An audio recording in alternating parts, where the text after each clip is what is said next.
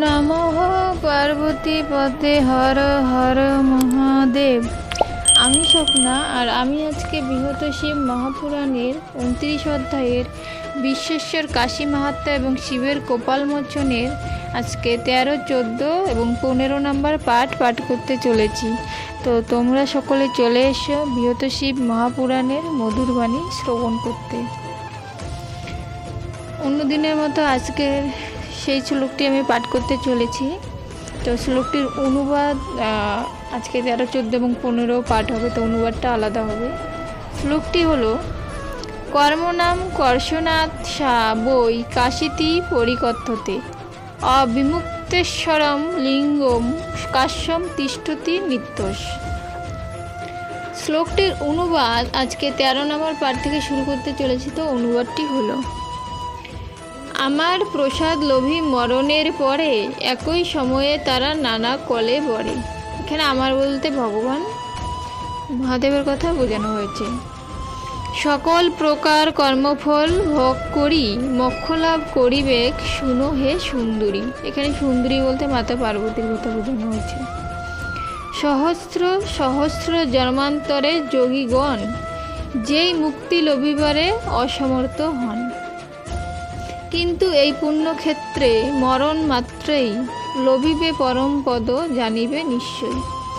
এই স্থানে পদ্মজনী হয়ে হরষিত গোপেক্ষক নামে ক্ষেত্র করেন স্থাপিত। কৈলাস ভুবন আর গোপেক্ষকনাথ এই স্থানে সদা রয়েছেন অধিষ্ঠিত। এই গোপেক্ষকনাথে দর্শন মাত্রেতে নরগণ মুক্ত হয় সর্বপাপ হতে। পুরাকালে এই ক্ষেত্রে ব্রহ্মা পদ্মাসন কপিলা নামেতে হদ্র করেন স্থাপন। ইহার দর্শনে লোকে পাপ মুক্ত হয়, হে দেবী তুমিও ইহা দেখিবে নিশ্চয়। পূর্বে ব্রহ্মা মমলিঙ্গ করিয়া নয়ন এই স্থানে সযতনে করেন রক্ষণ। ব্রহ্মার নিকট হতে বিষ্ণু জনার্দন সংগ্রহ করিয়া তাহা করেন স্থাপন। তাহা দেখি বিষ্ণু প্রতি কহেন বিধাতা, আমি এই শিবলিঙ্গ আনিলাম হেতা। তাহলে আপনি কেন করেন স্থাপন, আমার অভীষ্ট সিদ্ধ না হলো এখন। ব্রহ্মার বচনে বিষ্ণু কহে তার প্রতি, রুদ্রদেব প্রতি মম অতিশয় ভক্তি। যদিও স্থাপন আমি করিনু নিশ্চিত, কিন্তু তব নামে ইহা হইবে বিখ্যাত। ইহার হিরণ্য গর্ভেশ্বর নাম হবে, ইহার দর্শনে সর্বপাপ দূরে যাবে। হে দেবী হিরণ্য গর্ভেশ্বর নাম লয়ে আমি আবির্ভূত হই প্রসন্ন হৃদয়ে। আমার এ লিঙ্গ যেবা করিবে দর্শন, সেজন মোদীয় লোকে করিবে গমন। ব্রহ্মা পুনরায় অতি ভক্তি সহকারে আমার উপর লিঙ্গ প্রতিষ্ঠিত করে। সে লিঙ্গ সলিলেশ্বর নামেতে বিখ্যাত, সেই রূপে আমি তথা আছি অবস্থিত। এ সলিলেশ্বর ক্ষেত্রে হইলে মরণ, মানবের পুনর্জন্ম হয় না কখনো। সেথা আমি ব্যাঘ্ররূপ করিয়া ধারণ, দেবশত্রু এক দৈত্য করিনু নিধন। তদবধি তাহাতেই আমি বাঘ্রেশ্বর নামেতে বিখ্যাত হইতেছি নিরন্তর। উহার দর্শন যেবা করে ভক্তি ভরে, মহাপাতকও তার নাসিবে সত্তরে। হে পার্বতী, পূর্বে তব পিতা হিমালয় বোধ করিলেন কাশীধাম মম প্রিয়। তাই লিঙ্গেশ্বর নামে এক লিঙ্গ বরে স্থাপন করেন অতি ভক্তি সহকারে। হে শঙ্করী, ইহার দর্শনে পাপ নাশ, আমার বচনে নাহি করো অবিশ্বাস। অতএব ইহা তুমি করিও দর্শন, দর্শনে যতেক ফল বুঝিবে তখন।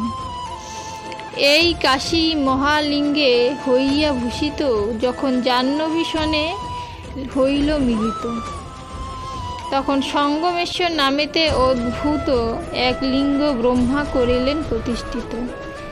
সেই লিঙ্গ অদ্যাবধি রয়েছে তথায়, মানব দর্শন করে পরম শ্রদ্ধায়। মধ্যমেশ জম্বুকেশ কৃত্রিবাসেশ্বর শুক্রাচার্য স্থাপিত যে লিঙ্গ শুক্রেশ্বর। সর্বলিঙ্গ পুণ্যপ্রদ করহ শ্রবণ, হে দেবী সকল লিঙ্গ করহ দর্শন। এই প্রকারের পূজ্য লিঙ্গস্থান কত, সংক্ষেপে বর্ণনা করিলাম কিছু মাত্র।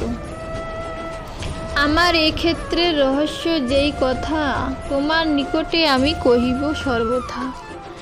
এই ক্ষেত্র চতুর্দিকে পঞ্চকোশ হয়, তার মাঝে মরণেতে মুখ্য সুনিশ্চয়।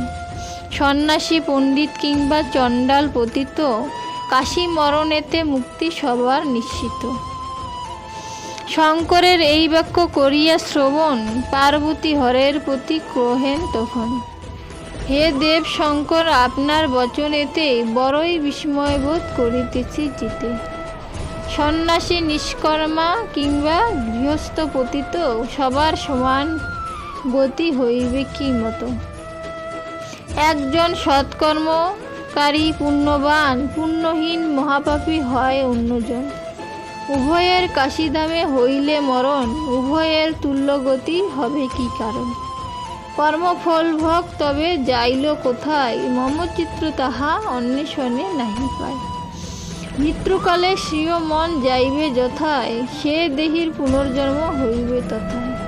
আমি ইহা অবগত আছি পূর্ব হইতে, তাই আপনার কথা না পারি বুঝিতে।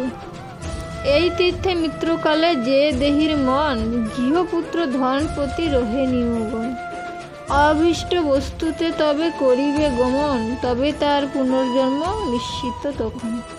কিংবা এই মহাতীর্থ মাহাত্ম্য বশত, হেতায় মরণে মুক্তি পাইবে নিশ্চিত। আমার সংশয় দূর করিবার তরে, হে শঙ্কর যথাযথ বলুন সত্তরে। পার্বতীর বচনে কহেন পঞ্চানন, হে দেবী করিব তব সংশয় মোচন। যে জন নিষ্পাপ হয়ে এই ক্ষেত্রে মরে, সেই জন মোক্ষপথ পাইবে সত্তরে। আজকে বৃহৎশিব মহাপুরাণের 29 অধ্যায়ের 13, 14 এবং 15 নম্বর পাঠ এখানেই সমাপ্ত হলো। আর 3টে পাঠ আছে, এই 3টে পাঠ পাঠ করলে 29 অধ্যায় সমাপ্ত হয়ে যাবে। তো এরপর দিন আর 3টে পাঠ পাঠ করব এবং এই অধ্যায় সমাপ্ত হবে। তো সকলে অবশ্যই প্রথম থেকে শেষ অবধি বৃহৎশিব মহাপুরাণের এই 29 অধ্যায় শ্রবণ করার চেষ্টা করবে বা বৃহৎশিব মহাপুরাণ পাঠ করার চেষ্টা করবে। আজকে আমি এখানেই সমাপ্ত করছি। সকলে ভালো থাকবেন। ধন্যবাদ।